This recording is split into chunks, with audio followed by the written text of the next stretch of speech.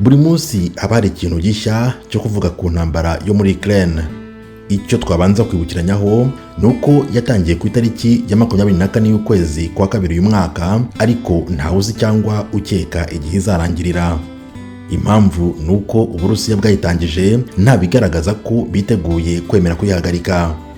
Bwumvikanye kenshi buvuga ko nta n'ibiganiro biganisha ku mahoro bizabaho. Ku rundi ruhande narwo Ukraine ntabwo igaragara nkaho izamanika amaboko ivuga ko itsinzwe, cyane ko muri iyi minsi yatangiye kugenda yigaranzura Uburusiya ikongera kwisubiza tumwe mu duce bwari bwarafashe.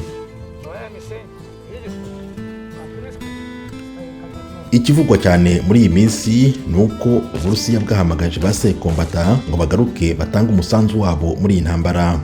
Kuri video yasohowe na Minisiteri y'Ingabo y'Uburusiya yerekana ko aba sekombata bari gukorera imyitozo ya gisirikare.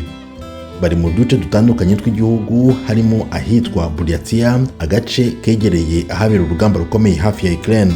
Abasirikare batoza aba sekombata bababwira ko bari kubategura gusubira mu gisirikare, aho bazajya gufasha abasirikare bakomeretse ndetse bakanakoresha ibyuma bitegura cyangwa bimenya ahateze ibisasu bya mine.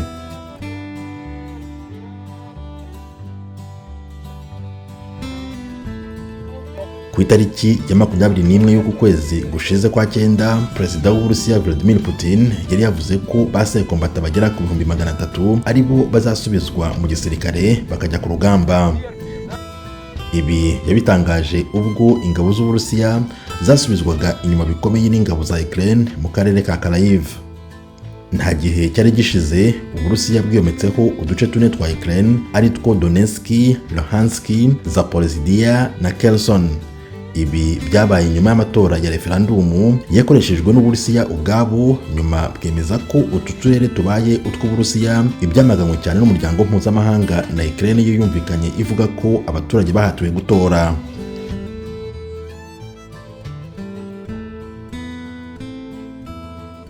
Ejo kuwa kabiri hagaragaye ibifaru birasa ibisasu bya rutura ingabo z'Uburusiya zataye ziriruka, bigahita bifatwa n'ingabo za Ukraine zumvikanye zigamba ko zigiye kujya zibikoresha mu kazi kose, cyane cyane urugamba zirwanamo n'Uburusiya.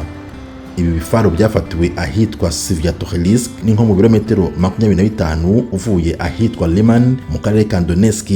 Wibuke ko Donetsk iri muri twa turere tune Uburusiya buherutse kuyomekaho. Ibi bifaru by'intambara bimaze gufatwa, abasirikare ba Ukraine bagaragaye bari gukuramo ibintu byari birimo imbere. Umva uko umwe mu basirikare ba Ukraine wifuje gukoresha izina rimwe rya Vladislav yabwiye ibiro ntaramakuru by'Abongereza Reuters. This technique come from Liman. It's Russian vehicle, and now this machine will work for our armed forces. Ibi ni ibimodoka by'Abarusiya ariko ubu bigiye kuba ibimashini tuzajya dukoresha mu kazi kacu ka gisirikare. Mu mpera z'icyumweru gishize, ubwo hari kuwa gatandatu ku itariki ya mbere y'uku kwezi kwa 10, Ukraine yafashe agace ka Liman, agace gafatwa nk'agakomeye haba ku ruhande rwa Ukraine ndetse n'Uburusiya, kuko ibi byatumye Poutine, perezida w'Uburusiya, ahita atangaza ko noneho n'ibitwaro bya Kirimbuzi bishobora gukoreshwa. Ibi byabaye gusa umunsi umwe nyuma yaho Poutine yari amaze gutangariza ko uduce tune twa Ukraine twometswe ku Burusiya, harimo nyine na Donetsk aho Liman iherereye. Aha birumvikana neza ko yaratewe ubwoba nuko Ukraine yakwisubiza turiya duce twose. Mu minsi ishize ubwo twababwiraga impamvu intambara yo muri Ukraine ikomeza kuba inkuru, nuko Volodymyr Zelensky, perezida wa Ukraine, yari yahigiye kongera kubona amabendera y'igihugu yizunguza mu kirere mu duce twose tw'igihugu. Nubwo ibi bigaragara cyangwa byumvikana nk'ibitazamworohera, abasirikare be bari gukora iyo bwabaga agace bigaruriye kose nubwo kaba gato bakazamura ibendera ry'igihugu. Aha abasirikare ba Ukraine bafashe iyi video bagaragaye bazamura ibendera ry'igihugu ahitwa Mirolobivka, nubwo bwose bigaragara ko nta muntu usigaye atuye muri kano gace. Reuters yaduhaye iyi video yo ivuga ko itazi umwimerere wayo, itazi itariki yafashwe naho yafatiwe. Gusa ikigaragara nuko atari abasirikare b'Uburusiya bazamura ibendera rya Ukraine. Tim Harris Ishimwe, Ijwi ry'Amerika.